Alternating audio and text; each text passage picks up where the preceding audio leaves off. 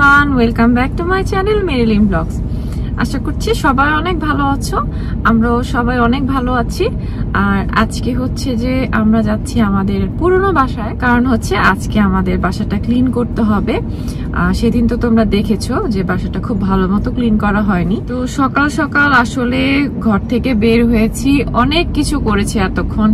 নতুন বাসা গোছাতে তো আসলে অনেক অনেক টাইমের ব্যাপার, এটা নেই সেটা নেই। তারপর হচ্ছে যে আমাদের অ্যাড্রেস চেঞ্জ করা, অ্যাড্রেস চেঞ্জ তো শুধু একটা জায়গায় করলে হয় না। কিছুক্ষণ আগে গিয়েছিলাম পোস্ট অফিসে, ওখানে অ্যাড্রেসটা চেঞ্জ করে আসলাম।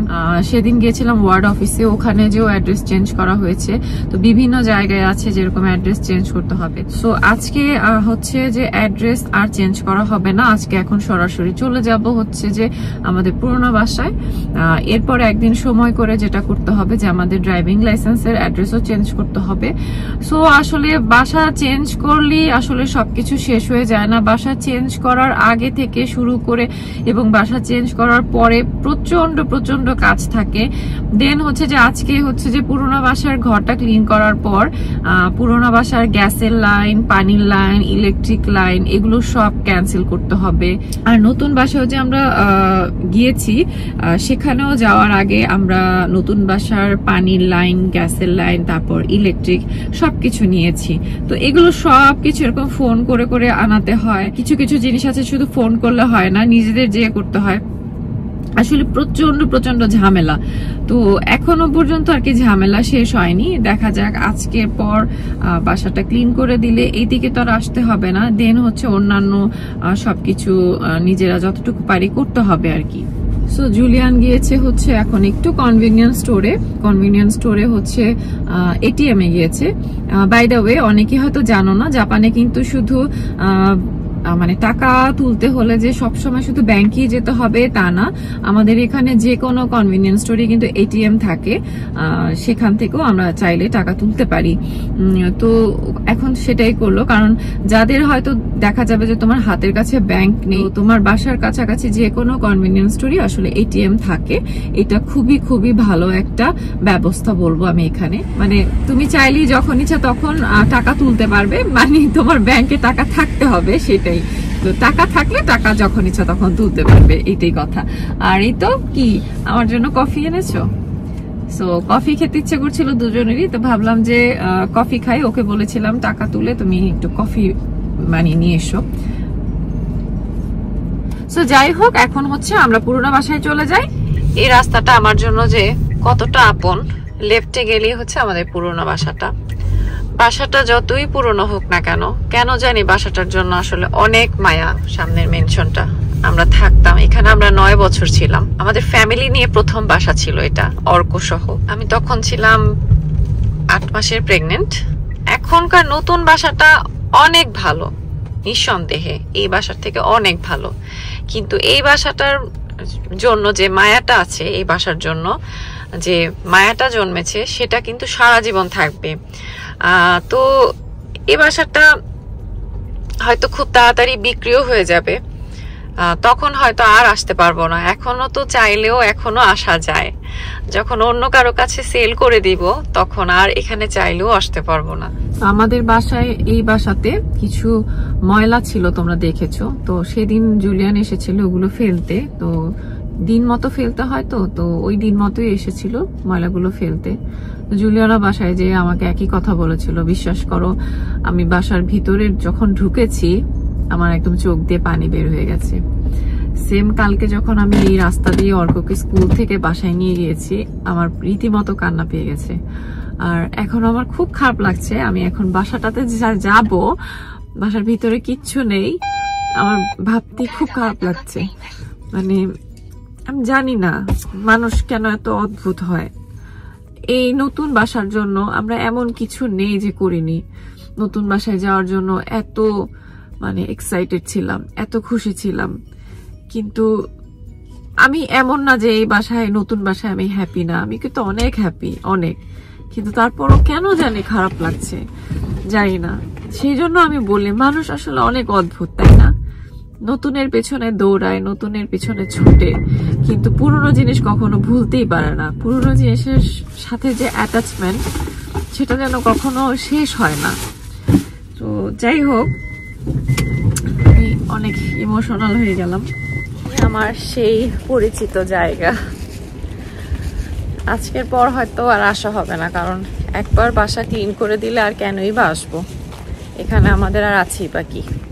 এই তো এখানে আমাদের সাইকেল রাখতাম, তোমাদেরও শেষবারের মতো দেখে নিই আমাদের পুরনো বাসাটা। তোমরাও চাইলে আর দেখতে পারবে না, আর এগুলো তো সব আমার স্মৃতি হিসেবে থাকবে। সেই জন্যই আমি আজকে ব্লগ করছি, কারণ আমার যখনই মনে পড়বে আমি তখনই দেখতে পারবো। কারণ হচ্ছে এই বাসাটাতেই আমার অর্ক বেবি জন্ম হয়েছে। ছোটবেলা থেকে এই 9 বছর অর্ক এখানেই ছিল। আমার অর্ক 9 বছর, মানে আমরা এখানে এসেছি 9 বছর আগে। আমরা আসার 3 সপ্তাহ পরে অর্ক হয়েছে, মানে আমার বাচ্চাটা 9 বছরও হলো আর আমরা বাসাটাও চেঞ্জ করলাম। তো অর্ক আমাদের জন্য আসলে অনেক লাকি। অর্ক যখন মানে আমার পেটে এসেছে, আমি যখন প্রেগনেন্ট, তখন এই পুরোনো বাসাটা আমরা কিনতে পেরেছি। আর মানে অর্কর জন্যই আসলে আমার মনে হয় যে আমরা যে জিনিসগুলো কখনো স্বপ্নেও ভাবিনি সেই জিনিসগুলো করতে পারি, এখন করতে পারছি। এই যে এখন ভিতরে যাব, আগে যখন এই গেটটা দিয়ে ঢুকতাম, ঢুকার সাথে সাথে চার চিপের একটা সাউন্ড আসতো, কোনো কিচ্ছু নাই, একদম খালি।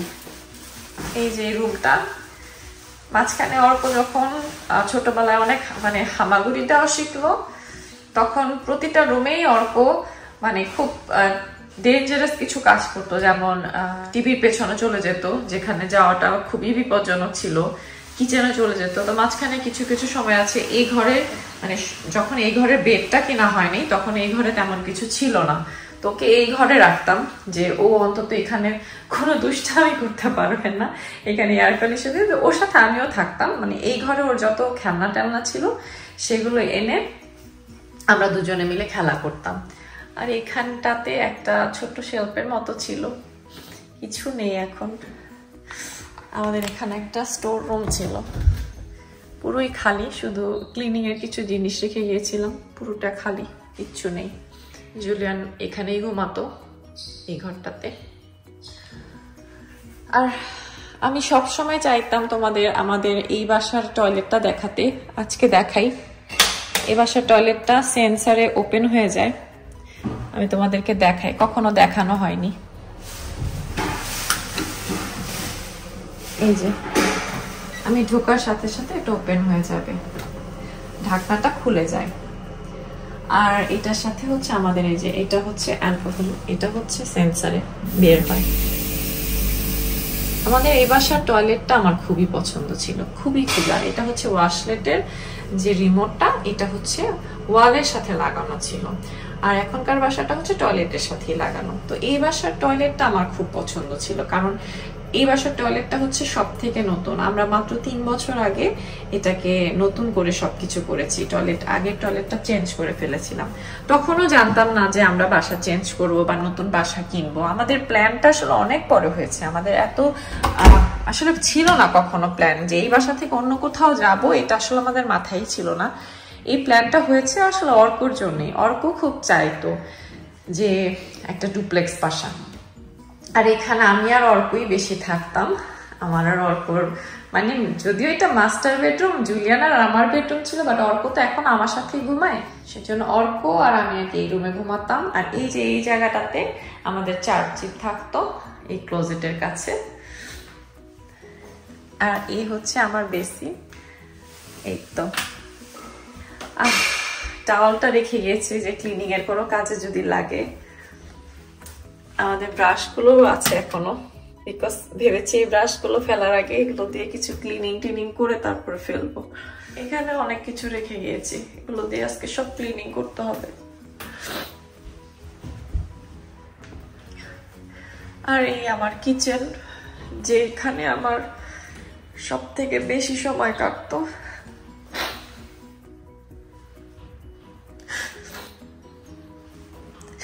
এই কিচেনটার একটা কাহিনী আছে। অর্ক যখন হাঁটা শিখে বারবার এই কিচেনে আসতো, আমাকে রান্নাই করতে দিত না। পরে হচ্ছে যে বেবি শপে যে পাওয়া যায় এরকম, বেবি শপে একটা ডোর কিনে নিয়ে এসেছি বাচ্চাদের জন্য। এই যে এখানটাতে লাগানো হয়েছিল, তো সেটা লাগানোর পর অর্কর কি রাগ, ওকে কিচেনে আসার রাস্তা বন্ধ করে দিয়েছিলাম ওর কিচেনে আসার, সেটার জন্য অর্ক অনেক রাগ করেছিল, মানে ওটা ভেঙেই ফেলতো এরকম। আর এই হচ্ছে লিভিং ডাইনিং, আমার সব থেকে যে জায়গাটাতে আমি আর অর্ক সব থেকে বেশি সময় কাটিয়েছি, এটা জুলিয়ানো। আর আমার বারান্দা, এই সেই পাচিঙ্গ। তো যাই হোক, এখন ঘরটা ক্লিন করা শুরু করি। সো ঘর আমরা দুজনে মিলে পুরোটা ক্লিন করেছি, ইভেন আমাদের বারান্দা, ওয়াশরুম, টয়লেট, আমাদের যে এন্ট্রেন্সের সামনে যে জায়গাটা, আমাদের স্টোর রুম, সমস্ত আমরা ঘেমে একদম বাসায় যে শাওয়ার নেওয়ার আগ পর্যন্ত আর মানে রেহাই নেই, শান্তি নেই। সো যাই হোক, এখন হচ্ছে যে বাসায় যাব। এই তো বারান্দা ওয়াশ করা হয়ে গেছে, বারান্দা ক্লিন। আর এই হচ্ছে আমাদের লিভিং, একদম ক্লিন। এই হচ্ছে আমার কিচেন, একদম ক্লিন। সিঙ্ক একদম চকচকে ঝকঝকে। এই হচ্ছে বেসিন, বেসিনও একদম ক্লিন। তো এই হচ্ছে শাওয়ার রুম, শাওয়ার রুমও একদম ক্লিন করা হয়েছে, বাথটাবও ক্লিন করা হয়েছে, এটাও একদম ক্লিন। আর এই টয়লেট, টয়লেট একদম ক্লিন। সো এটা হচ্ছে আমাদের মিডলের বেডরুম, এটা হচ্ছে কর্নারের বেডরুম। এই তো একদম সব ক্লিন। তো এখন চলে যাচ্ছি। তো আমি আর আসবো না এই বাসায়, আমার আসার আর প্রয়োজন নেই। জুলিয়ান হয়তো আর 2-1 বার আসতে পারে। এই তো তো ফ্যানটাও নিয়ে যাচ্ছি, লাইটটা সব অফ করে যাচ্ছি। তো আজকের ব্লগ এতটুকুই ছিল। এখন আসলে সত্যি কথা বলতে আমার আর ব্লগ করার মুড নেই। আমার প্রচন্ড গরম লাগছে, শুধু আমার না, জুলিয়ানের অবস্থা দেখো। মানে গরমের মধ্যে বাসা শিফট করা যে কত কষ্ট। আসলে গরমের মধ্যে এই ফার্স্ট টাইম হচ্ছে আমরা বাসা চেঞ্জ করেছি। আর আমাদের এখানে জাপানের রুল এরকম যে বাসা চেঞ্জ করলে বাসা ক্লিন করে দিতে হবে। আর শুধু যেন তেন ক্লিন না, মোটামুটি ভালো মতো ক্লিন করে দিতে হয়। সো আমরা আমাদের এই বাসায় ওঠার সময় নিজেদের জন্য যেভাবে বাসা ক্লিন করেছি, ঠিক সেইভাবেই বাসা ক্লিন করেছি। মানে কি বলবো, 3 ঘন্টা সময় লাগলো পুরো বাসাটা ক্লিন করতে। A to Z সবকিছু ক্লিন করা হয়েছে। সো সত্যি কথা বলতে আজকে আর ব্লগ করতে যাচ্ছি না। আশা করছি যে ভালো লেগেছে তোমাদের ব্লগটি। আর পরবর্তী ব্লগ নিয়ে খুব তাড়াতাড়ি চলে আসবো। সবাই খুব ভালো থাকবে, নিরাপদে থাকবে। Bye bye.